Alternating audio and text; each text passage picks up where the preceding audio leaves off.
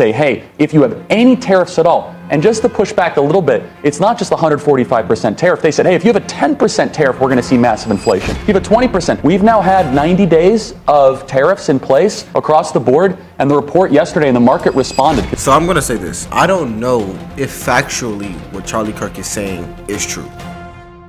It's on set. Charlie Kirk, founder and CEO of Turning Point USA, the host of the Charlie Kirk Show. I only follow 200 people, I think. That's not that many. I'm honored. And he doesn't even follow me anymore. He's literally, he's blocked me. But you know what people do? What's that? They send me your stuff just to needle you. To tweet me. I know. So, Charlie, we know each other. I said we're going to have you on. So the people that were calling you to find out, what your views are, they said, what is the rationale for having Charlie Kirk on? So here's what I sent back. The unprecedented success of Trump's first 200 days in sharp contrast to the mainstream media narrative of chaos. I love that. I was kidding. It was a big, beautiful response. You want me to laugh? Whatever it was. It was a laugh track. So if you guys don't know, Charlie Kirk, the CEO of Turning Point USA, a big Republican voice in society now, especially in America, is talking about what he believes about President Trump and what he believes about President Trump's tariffs. I'm assuming one of them agree with Trump. One of them agree with Charlie Kirk and one of them doesn't.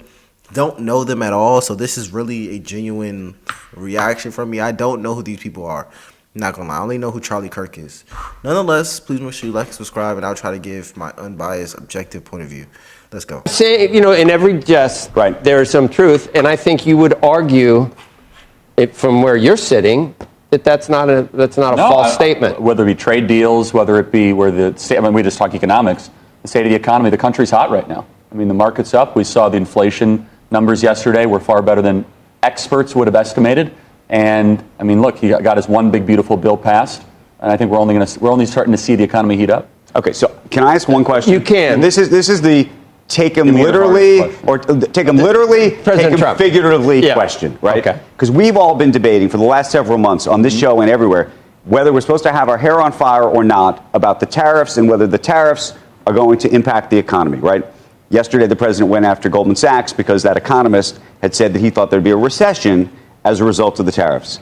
Now, his original report, if you go back and look at it, was based on the idea that China might be at 145% tariff rates, and so that calculation, the sort of the hair on fire thing at that point was if he actually does what he says he's going to do, yes, the economy might do that. It didn't do that in part because he didn't do that, and so what is, to the extent that you're like a mind reader of the president. What should the business community? How should the business community think about what he says versus what he's going to do? This is not complicated. He wants what's best for America. It's not ideological, and he wants what's best both for capital and labor. And he wants the market to succeed. He wants wages to go up. And look, you look at the trade deals. The only reason we got the trade deals, which are inarguably wins and victories across the board, whether it be Japan, Philippines, EU. I think we will see a very good China deal, I hope, in the next couple of months, is because you use tariffs as a way to bring people to the table. And tariffs have largely been used as two things, national security components or as revenue generators. He has now created a third category, which is we're going to use it as a negotiation tactic. And he has the whole world spinning, and they're coming to the Oval Office wanting to get a deal done, wanting to come into the U.S. markets. And he's also recalibrated the way that we are financing the government. And a lot of the experts would say, hey, if you have any tariffs at all, and just to push back a little bit, it's not just 145% tariff. They said, hey, if you have a 10% tariff, we're going to see massive inflation. If you have a 20%, we've now had 90 days of tariffs in place across the board, and the report yesterday, and the market responded. So I'm going to say this. I don't know if factually what Charlie Kirk is saying is true. I don't know if this is a factual statement. I'm going to be 100% honest here. But I will say this. If what I'm hearing is correct, then it does sound pretty smart. And what do I mean by that? Donald Trump creating an entirely new facet of negotiation tactics, in my opinion, is pretty smart.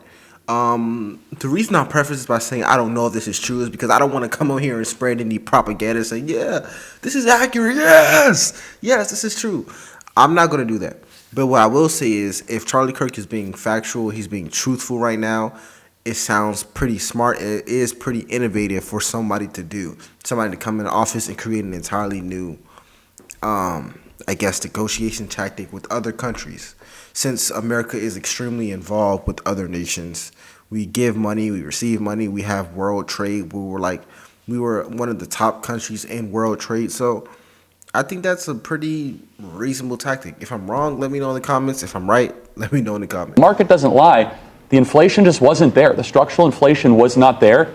And if it comes in the next couple months, then obviously we'll correct it. But the prices have not raised. There really is a dichotomy of people in this country. Half the people, maybe not half, but there are a lot of people that look at Trump and say, you know what? Like Charlie, I think he's a negotiator. I've seen what he's done in the past. I think that he knows what he's doing. That's what they say. Whereas other people say, are you out of your mind completely? This guy has no idea. He's bankrupted. There's individuals who can hold both ideas in their mind. By the way, did you think he knew what he was doing with negotiations? I thought he might be able to. The art of the deal. He's written books. He's a businessman.